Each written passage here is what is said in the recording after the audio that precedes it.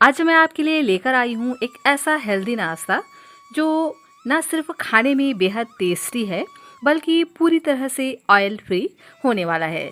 जी हाँ फ्रेंड्स, बिल्कुल बिना तेल के बनने वाली ऐसी रेसिपी आज मैं आपके साथ शेयर करूंगी जो लाजवाब है और यह क्रिस्पी भी बनकर के तैयार होगा अगर आप इसे इस तरह से बनाएंगे तो कि इसे आप बार बार ही बनाना चाहेंगे। अगर आप भी हर रोज़ वही भारी और ऑयली नाश्ते खाकर बोर हो गए हैं या फिर हेल्थ का ध्यान रखते हुए कुछ हल्का प्रोटीन से भरपूर और झटपट बनने वाली ऐसी रेसिपी ढूंढ रहे हैं तो यह रेसिपी आपके लिए परफेक्ट है। इस रेसिपी को अगर आपने इस तरह से बना करके तैयार किया ना तो बच्चे बड़े सभी आपको बार बार इसी नाश्ते की डिमांड करेंगे।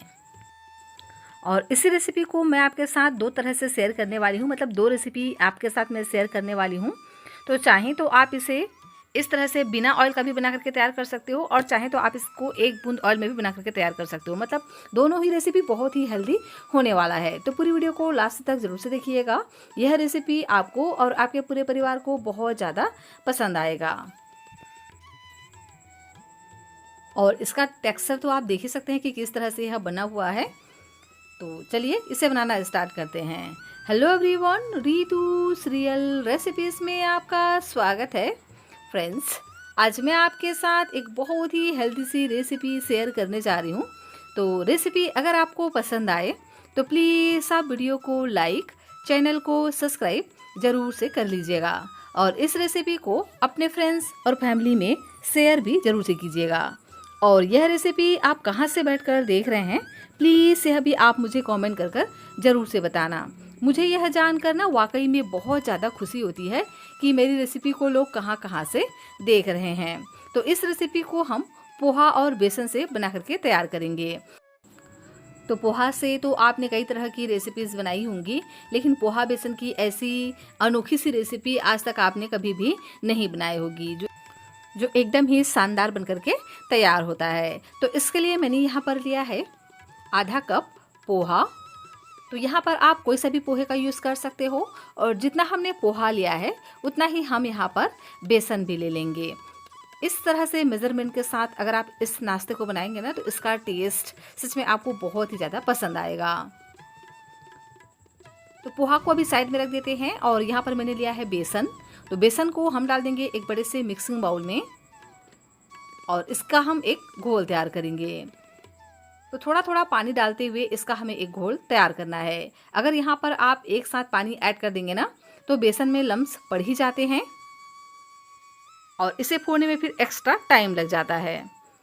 तो इस तरह से थोड़ा थोड़ा पानी डालते हुए पहले आप एक गाढ़ा सा घोल तैयार कीजिए लम्स फ्री।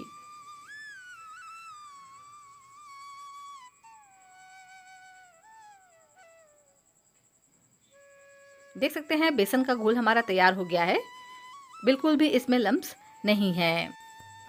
तो अभी हम यहाँ पर ऐड कर देते हैं सभी पानी को जो भी बचा हुआ है।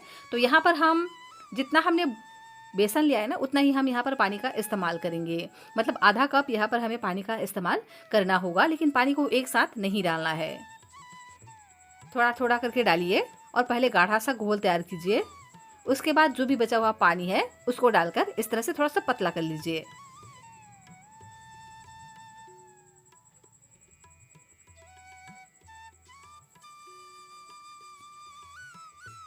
देख सकते हैं बेसन का घोल हमारा बनकर के तैयार हो गया है। तो बहुत ही कम मसालों के साथ में यह रेसिपी बनकर के तैयार हो जाता है।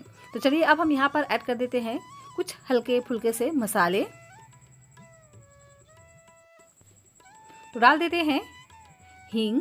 तो लगभग 2 से 3 पिंच यहाँ पर हम हींग का इस्तेमाल करेंगे।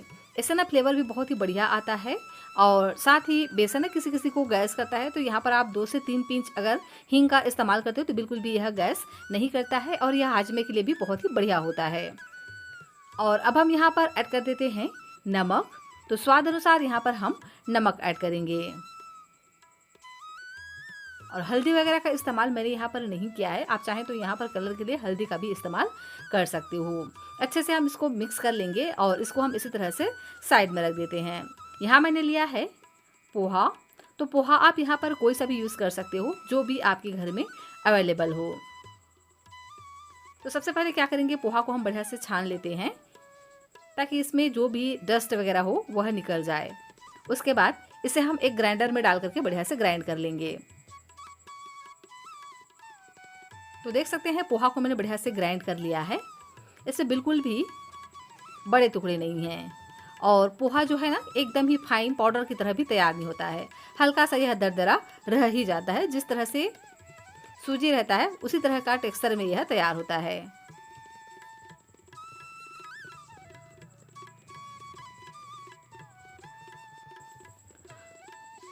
तो आप चाहें तो यहाँ पर पोहा की जगह पे सूजी का भी इस्तेमाल करते हुए इस रेसिपी को बना करके तैयार कर सकते हो।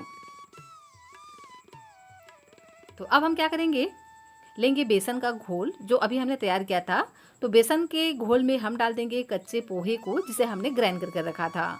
और इस तरह से पोहा बेसन का रेसिपी बनाएंगे ना तो सच में बहुत ही शानदार बन करके तैयार होगा। कम ऑयल की बनी हुई एकदम ही हेल्दी चटपटी सी यह रेसिपी बनने वाली है। तो पूरी वीडियो को लास्ट तक ज़रूर से देखिएगा। तो इसी के साथ ही में यहाँ पर हम डाल देते हैं सूजी। तो लगभग 3 से 4 चम्मच यहाँ पर हम सूजी का इस्तेमाल करेंगे। इससे नाश्ता एकदम ही क्रिस्पी सा बन करके तैयार होगा, वो भी कम ऑयल में। और अब हम यहाँ पर डाल देते हैं जीरा। तो यहाँ पर आप चाहें तो अजवाइन वगैरह का भी इस्तेमाल कर सकते हो। और अब हम इन सभी चीज़ों को बढ़िया से मिक्स कर लेंगे। तो जैसे जैसे हम इसको मिक्स करते जाएंगे ना, पोहा तुरंत ही सारा पानी को एब्जॉर्ब कर लेता है और तुरंत ही यह गाढ़ा सा होने लगता है। देख सकते हैं ना कि किस तरह से तुरंत यह गाढ़ा हो जाता है, क्योंकि पोहा अपनी क्वांटिटी से 2 गुना तक पानी को एब्जॉर्ब कर लेता है। पर इसे हमें बिल्कुल भी ज़्यादा पानी डाल करके मिक्स नहीं करना है, इस बात का ध्यान रखिएगा। परफेक्ट मेजरमेंट के साथ अगर आप इसको बना करके तैयार करेंगे ना तो आपकी रेसिपी बहुत ही शानदार बन करके तैयार होगी। वैसे ज़रूरत के हिसाब से थोड़ा बहुत पानी हम बाद में एडजस्ट कर लेंगे। अभी फिलहाल इस तरह से गाढ़ा सा घोल बना करके इसको कवर कर कर इसी तरह से साइड में रख देते हैं ताकि पोहा बढ़िया से फूल सके। जितना बढ़िया से पोहा फूलेगा ना उतना ही बढ़िया आपका नाश्ता बन करके तैयार होगा। तो जब तक पोहा फूल रहा है हम क्या करेंगे, लेंगे एक कच्चा आलू। ये बड़े साइज़ का कच्चा आलू है, देख सकते हैं। तो आलू को ना छीलने के बाद मैंने पानी में ही डाल करके रख दिया था ताकि ये बिल्कुल भी काले ना पड़े। अब हम आलू को इस तरह से छोटे छोटे पीसेस में कट कर लेंगे और इसका सारा पानी हमें अलग कर देना है। और अब हम चलते हैं गैस की तरफ। तो यहाँ पर मैंने लिया है एक पैन पे हम डाल देते हैं 2 छोटे चम्मच ऑयल को हम बढ़िया से गर्म होने देंगे। उसके बाद यहाँ पर हम डाल देते हैं कुछ मसाले। तो बहुत ही सिंपल से अभी हम मसालों का यूज़ करेंगे।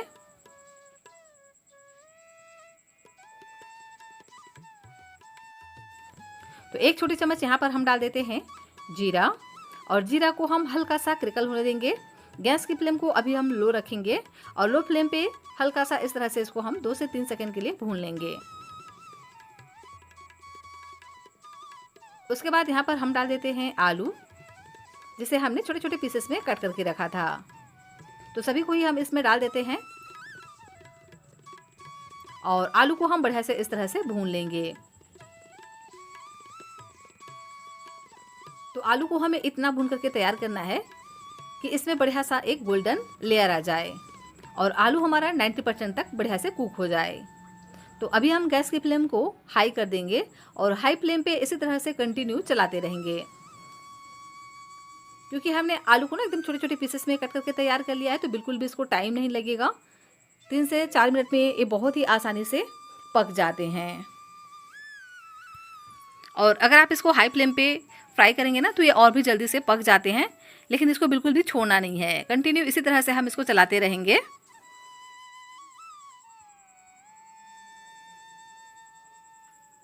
इस तरह से आलू को हल्का सा कलहार करके लेंगे ना तो आलू का जो टेस्ट है बहुत ही बढ़िया आता है और आपकी रेसिपी एकदम ही शानदार बन करके तैयार होती है। तो होता है ना कभी कभी कि हमारे पास उबला हुआ आलू रहता नहीं है, तो इसे आप कच्चे आलू से इस तरह से बना करके तैयार कर सकते हो। तो 1 से 2 मिनट इसको हम हाई फ्लेम पे इसी तरह से चलाते हुए पहले फ्राई कर लेंगे। उसके बाद इसको हम कवर कर देंगे और कवर कर कर इसको हम इसी तरह से पकाएंगे 2 से 3 मिनट के लिए। तो 2 से 3 मिनट के बाद देख सकते हैं ये बढ़िया से पक चुके हैं और हल्का हल्का इसमें गोल्डन कलर आ गया है। तो थोड़ा सा इसको हम और बढ़िया से इस तरह से गोल्डन क्रिस्प होने तक फ्राई कर लेते हैं।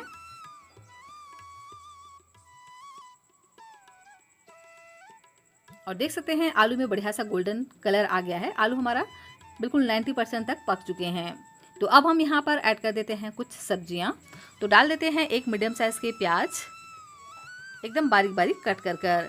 इसी के साथ ही में ऐड कर देते हैं बीन्स, जिसे मैंने एकदम बारीक बारीक कट कर लिया है। तीखेपन के लिए ऐड कर देते हैं हरी मिर्च। तो मैंने यहाँ पर 2 हरी मिर्च का इस्तेमाल किया है। आपको जितना पसंद हो यहाँ पर आप हरी मिर्च की क्वांटिटी को रख सकते हैं। साथ ही में ऐड कर देते हैं खीरा। तो खीरा में ना बहुत ज़्यादा पानी होता है, तो इसको हम इसी तरह से बिल्कुल भी नहीं डालेंगे। इसका सारा पानी हम निचोड़ लेते हैं। इससे ना बहुत ही बढ़िया से इसमें स्ट्रॉन्ग फ्लेवर आता है खीरा अगर आप डालते हो तो। वैसे ऑप्शनल है, चाहे तो डालें, नहीं तो आप इसे स्किप भी कर सकते हैं। और साथ में चटपटा टेस्ट के लिए एक टमाटर डालेंगे। टमाटर को इस तरह से हम थोड़ा मोटा मोटा ही कट करके डालेंगे, इससे ना इसका जो लुक है बहुत ही बढ़िया आता है। अब हम इन सब्जियों को बढ़िया से पकाएंगे 1 से 2 मिनट के लिए, ताकि जो सब्जियां हैं ना बढ़िया से सॉफ्ट हो जाएं। तो अब हम यहाँ पर ऐड कर देते हैं नमक। स्वाद अनुसार ऐड करेंगे नमक। 1 छोटे चम्मच डाल देते हैं धनिया पाउडर। 1 छोटे चम्मच डाल देते हैं भुने हुए जीरे का पाउडर। 1 छोटे चम्मच डाल देते हैं गरम मसाला। कलर के लिए डाल देंगे हल्दी का पाउडर। चटपटा टेस्ट के लिए डालेंगे चाट मसाला। और यहाँ पर ऐड कर देते हैं काश्मीरी लाल मिर्च का पाउडर 1 छोटे चम्मच। और साथ में ऐड कर देते हैं चिली फ्लेक्स। इन मसालों को 1 से 2 मिनट के लिए हम बढ़िया से भून लेंगे, जिससे इसका जो कच्चा टेस्ट है ना वह निकल जाए। मसालों का कच्चा टेस्ट अगर रह जाता है ना तो बिल्कुल भी बढ़िया सा टेस्ट नहीं आता है।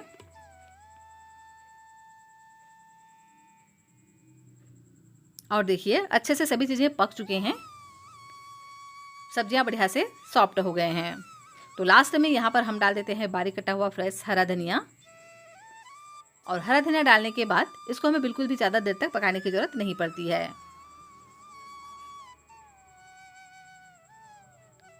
तो चटपटा सा फिलिंग हमारा बन करके तैयार हो गया है। तो अभी हम इसको साइड में रख देते हैं। और इधर देखिए जो पोहा और बेसन है ना ये भी बढ़िया से सेट हो गए हैं। और पोहा पानी को बहुत ज़्यादा एब्जर्व करता है, तो एकदम यह गाढ़ा सा तैयार हो जाता है।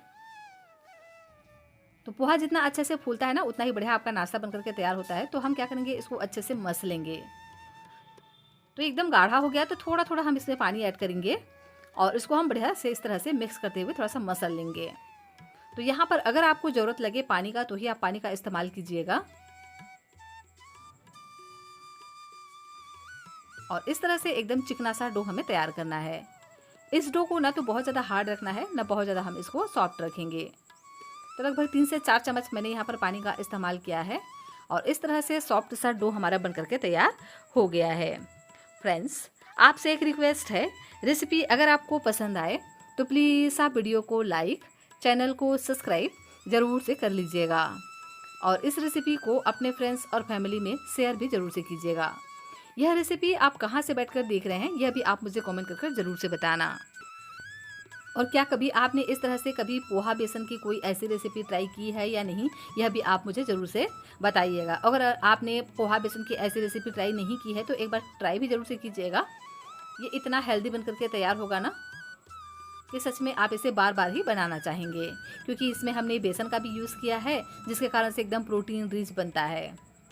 तो सूजी से तो आपने इस तरह की रेसिपी बनाई होंगी, लेकिन पोहा बेसन के साथ में अगर आप बनाएंगे ना तो इसका टेस्ट एकदम ही ऑसम रहता है।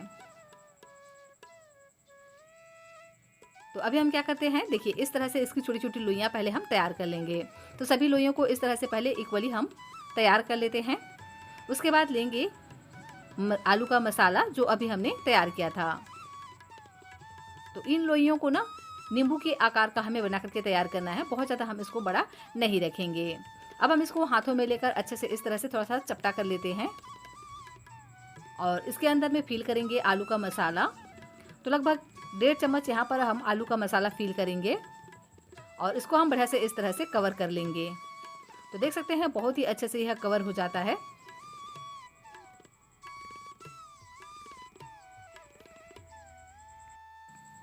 बिल्कुल भी आपको कोई परेशानी नहीं होगी। तो इसी तरह से हम दूसरा पीस भी बना करके तैयार कर लेते हैं। लेंगे एक पीस, हाथों में लेकर पहले हम इसको इस तरह से चपटा करेंगे। आप चाहे तो इस तरह से पहले कटोरी नुमा पहले शेप दें, उसके बाद आलू की फिलिंग को इसमें ऐड करें और अच्छे से इसको सभी तरफ से हमें इसको कवर कर लेना है। और इस तरह से फिलिंग वाली आलू की टिक्की हम बना करके तैयार कर लेंगे। तो सभी को ही मैंने इसी तरह से तैयार कर लिया है, देख सकते हैं। इसका थिकनेस बहुत ज़्यादा मोटा नहीं रखना है, क्योंकि इसको हम स्टीम करने वाले हैं। जैसे आप इसको स्टीम करोगे ना, तो यह अपने साइज़ से 2 गुना बढ़ जाते हैं। तो इस रेसिपी को हम स्टीम करने वाले हैं, तो इसके लिए मैंने यहाँ पर लिया है एक स्टीमर प्लेट, मतलब जो इडली का सांचा रहता है ना, मैंने उसका इस्तेमाल किया है। आप चाहें तो इसको सिंपल किसी प्लेट पर भी स्टीम कर सकते हो। और इस तरह से इस टिक्कियों को हम अरेंज कर देंगे इडली के सांचे में। और 2 पीस एक्स्ट्रा हो रहा था, तो मैंने इसको इस तरह से ऊपर में ही डाल दिया है। तो इडली की प्लेट को ना हल्का सा पहले ऑयल से ग्रीस कर लीजिएगा, ताकि ये बिल्कुल भी ना चिपके। और अब हम इसको स्टीम करेंगे। तो इसके लिए मैंने एक स्टीमर वाले कढ़ाई पर पहले ही पानी को गर्म करने रख दिया था। पानी में अच्छे से बॉईल आने लगा है, तो इसके अंदर में हम डाल देंगे इडली का सांचा, और इसको हम कवर कर पकने देंगे 4 से 5 मिनट के लिए। तो 4 से 5 मिनट में ये बहुत ही अच्छे से पक जाते हैं। और देख सकते हैं ऊपर से यह बढ़िया से सॉफ्ट हो गया है, और यह फूल करके ना अपने साइज से 1.5 गुना हो गया है। तो इसको हम बढ़िया से निकाल लेंगे, और निकाल करके थोड़ा सा हम इसको ठंडा होने देंगे। ठंडा होने के बाद हम इसमें एक ट्विस्ट देने वाले हैं। वैसे तो आप इसको ऐसे भी सर्व करेंगे ना, तो भी ये बहुत ज़्यादा टेस्टी बन करके तैयार हुए हैं, क्योंकि ऊपर से इसका जो सेल है ना ऊपर का, वो पोहा बेसन से बना हुआ है, जिसके कारण से ये टेस्टी तो वैसे भी होते हैं। तो आप चाहें तो इसे इसी तरह से भी सर्व कर सकते हैं। और देख सकते हैं ना, ठंडा होने के बाद ये बहुत ही आसानी से निकल जाते हैं, बिल्कुल भी यह तले पर चिपकते नहीं हैं। तो इसको हम निकाल लेंगे एक प्लेट में।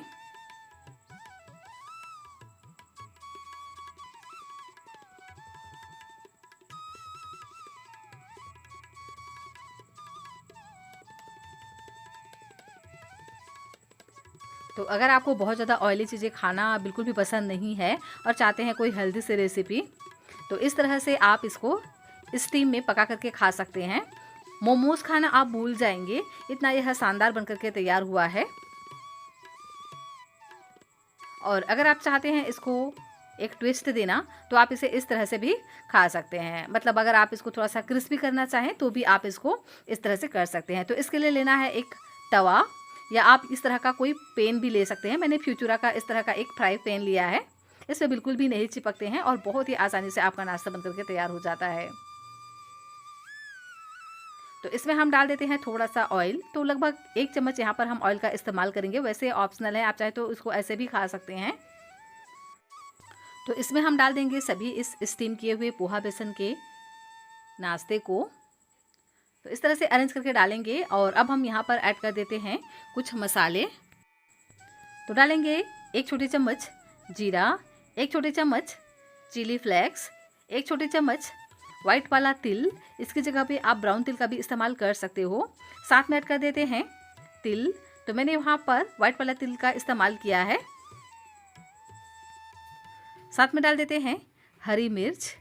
तो 2 से 3 हरी मिर्च को एकदम इस तरह से बारीक बारीक कट करके ऐड करेंगे। और इसी के साथ ही में ऐड कर देते हैं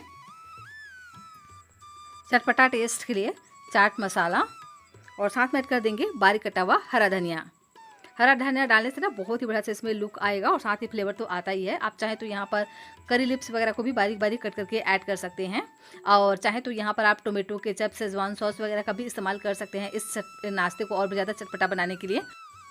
या यहाँ पर आप मैगी मसाला वगैरह का भी इस्तेमाल कर सकते हो। ये आपके ऊपर है कि आपको इसको कितना चटपटा बनाना है। तो मैं यहाँ पर यूज़ कर रही हूँ इसको और भी ज़्यादा चटपटा बनाने के लिए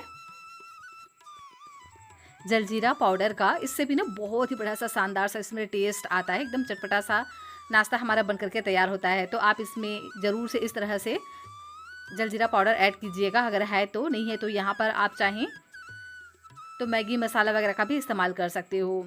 इन सभी चीज़ों को हम बढ़िया से मिक्स कर लेंगे, ताकि अच्छे से इस तरह से इन सभी मसालों का कोटिंग पोहा बेसन के इस स्टफिंग वाले टिक्की में बढ़िया से कोट हो जाए। और लीजिए, बहुत ही हेल्दी सा नाश्ता हमारा बनकर के तैयार हो गया है, वो भी बिना ऑयल का। तो आप भी बहुत ज़्यादा ऑयली चीज़ें खा खा कर बोर हो गए हैं और चाहते हैं कोई ऐसी रेसिपी जो कम ऑयल में बनकर के तैयार हो, तो इस तरह से एक बार बनाइएगा। इस रेसिपी को आपने शायद गेहूं के आटे से या सूजी से तो बनाया ही होगा, इस तरह से पोहा बेसन से नहीं बनाया होगा। पोहा के साथ में अगर आप इस तरह से बेसन यूज़ करते हो ना तो इसका टेस्ट एकदम ही लाजवाब होता है, प्रोटीन रिच बनता है और सबसे बढ़िया बात कि प्रोटीन रिच यह रेसिपी बनकर के तैयार होता है और इसका टेक्सचर भी बहुत ही बढ़िया आता है। और इस रेसिपी की खास बात यह है कि इसे आप 2 तरीके से खा सकते हो। तो आप चाहें तो इसको स्टीम में ही पका करके खा सकते हैं, तो इसका टेस्ट बिल्कुल मोमोज से भी बहुत ही बढ़िया शानदार आता है। और आप चाहें तो इस तरह से हल्का सा फ्राई करके भी खा सकते हो। तो जिस भी तरह से आपको पसंद हो उस तरह से बना लीजिएगा, यह आपको बहुत ही ज़्यादा पसंद आएगा। इसे आप अपने मनपसंद किसी भी चटनी के साथ सर्व कर सकते हैं या आप इसे आलू की सब्ज़ी के साथ भी सर्व कर सकते हैं या आप इसे ऐसे भी खाएंगे ना कोरा तो भी ये बहुत ज़्यादा टेस्टी लगेंगे, क्योंकि इसकी जो स्टफिंग है बहुत ही चटपटा सा बन करके तैयार हुआ है। तो ज़रूर से इस रेसिपी को एक बार ट्राई कीजिएगा। सच में यह रेसिपी आपको और आपके पूरे परिवार को बहुत ज़्यादा पसंद आएगा। फ्रेंड्स, रेसिपी अगर आपको आई हो पसंद तो प्लीज़ वीडियो को कर दीजिएगा लाइक, चैनल को कीजिएगा सब्सक्राइब और कमेंट कर मुझे ज़रूर से बताइएगा कि यह रेसिपी आप कहाँ से बैठकर देख रहे हैं। और इस रेसिपी को अपने फ्रेंड्स और फैमिली में शेयर भी ज़रूर से कीजिएगा। और यूट्यूब की नई फीचर हाइप को भी आप ज़रूर से प्रेस कीजिएगा। और यह हेल्दी सी रेसिपी आपको कैसी लगी आप मुझे कमेंट सेक्शन में कमेंट कर ज़रूर से बताना। मुझे यह जानकर वाकई में बहुत ज़्यादा खुशी होती है कि मेरी रेसिपी को लोग कहाँ कहाँ से देख रहे हैं। मैं आपको तोड़ करके दिखाती हूँ कि इसका अंदर का जो टेक्सचर है वो किस तरह से रहता है। तो है ना बहुत ही शानदार सी ये रेसिपी। तो ज़रूर से एक बार आप इसे ट्राई कीजिएगा। रेसिपी पसंद आए तो वीडियो को लाइक कीजिएगा, अपने फ्रेंड्स और फैमिली में शेयर कीजिएगा।